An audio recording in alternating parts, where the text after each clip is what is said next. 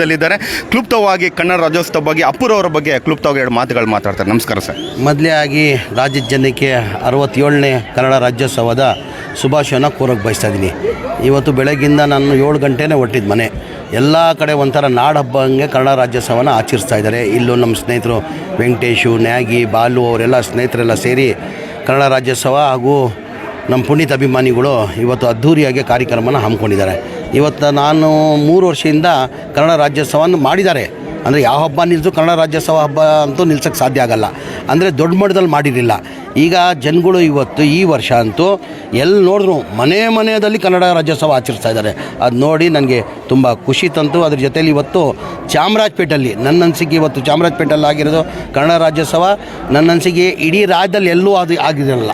ಆ ಥರ ಕನ್ನಡ ರಾಜ್ಯೋತ್ಸವ ಇವತ್ತು ನಮ್ಮ ಚಾಮರಾಜಪೇಟೆ ಕ್ಷೇತ್ರದಲ್ಲಿ ನಡೀತು. ಸರ್, ಖಂಡಿತ ಸರ್, ನೀವು ಬಂದಿರೋ ಒಂದು ಆಹ್ವಾನ ನೋಡಿದ್ರೆ ಅದ್ಧೂರಿಯಾಗಿ ಶ್ರೇಷ್ಠವಾಗಿದೆ. ಯಾಕಂದರೆ ನಿಮ್ಮ ಒಂದು ಪ್ರೀತಿ ವಿಶ್ವಾಸ ಒಂದು ಕನ್ನಡದ ಮೇಲೆ ತೋರಿಸುವುದಾದರೆ ಅದ್ಭುತವಾಗಿದೆ.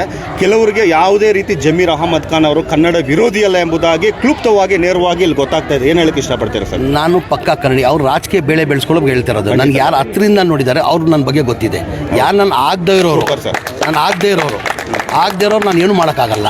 ಏನು ಹೇಳಿ, ಆಗದೆ ಇರೋರು ನಾನು ಏನು ಮಾಡೋಕ್ಕಾಗಲ್ಲ. ನಾನು ಯಾರು ನನ್ನ ಹತ್ತಿರದಲ್ಲಿದ್ದಾರೆ ಅವ್ರು ನನ್ನ ಕೇಳಿ. ಜಮೀರ್ ಅಹಮದ್ ಖಾನ್ ಕನ್ನಡ ಅಭಿಮಾನಿನೋ ಇಲ್ವೋ? ನಾನು ಹುಟ್ಟಿರೋದು ಕರ್ನಾಟಕ ರೀ. ನಮ್ಮ ನಾಡಿದು, ನಮ್ಮ ನಾಡಿದು, ನಮ್ಮ ನಾಡಿದು. ಮತ್ತೆ ನಾನು ಒಬ್ಬ ರೈತರ ಮಗ. ನಾನು ಇಲ್ಲೇ ಹುಟ್ಟಿರೋದು, ನಮ್ಮ ತಾತ ಇಲ್ಲಿ ಹುಟ್ಟಿರೋದು, ನಮ್ಮ ತಂದೆ ಇಲ್ಲಿ ಹುಟ್ಟಿರೋದು. ಅವ್ರು ಎಲ್ಲೆಂದನೋ ತಮಿಳ್ನಾಡಿಂದ ಅಲ್ಲಿಂದ ಬಂದಿರೋದು.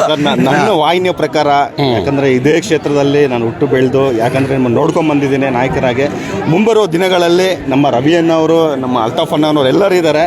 ನಮ್ಮ ಒಂದು ಮುಂಬರುವ ದಿನಗಳಲ್ಲಿ ನಮ್ಮ ರಾಜ್ಯೋತ್ಸವ ಆಚರಿಸಲಿಕ್ಕೆ ನಿಮ್ಮ ಒಂದು ಕೊಡುಗೆ ಬೇಕಾಗಿದೆ. ಒಂದು ಹಾಲು ಆಡಿಟೋರಿಯಂ ಬೇಕು ನಮಗೆ.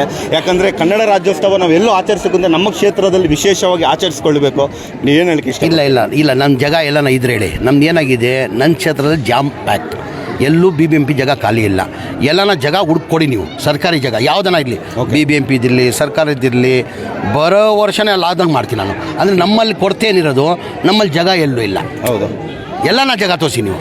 ನಿಮ್ಗಿಂತ ಇಲ್ಲ ಅಂದರೆ ಒಂದು ಕೆಲಸ ಮಾಡುವ, ನಾವೆಲ್ಲ ಸೇರ್ಕೊಂಡು ನನ್ನ ಕಡೆಯಿಂದ ಹೆಚ್ಚಿನ ದುಡ್ಡು ನಾನು ಕೊಡ್ತೀನಿ. ಒಂದು ಜಾಗನೇ ಕೊಂಡ್ಕೊಂಡ್ಬಿಡೋ. ಎಲ್ಲ ಕನ್ನಡ ಅಭಿಮಾನಿಗಳು ಎಲ್ಲ ಒಂದು ಜಾಗನೇ ಕೊಂಡ್ಕೊಂಡ್ಬಿಡುವ.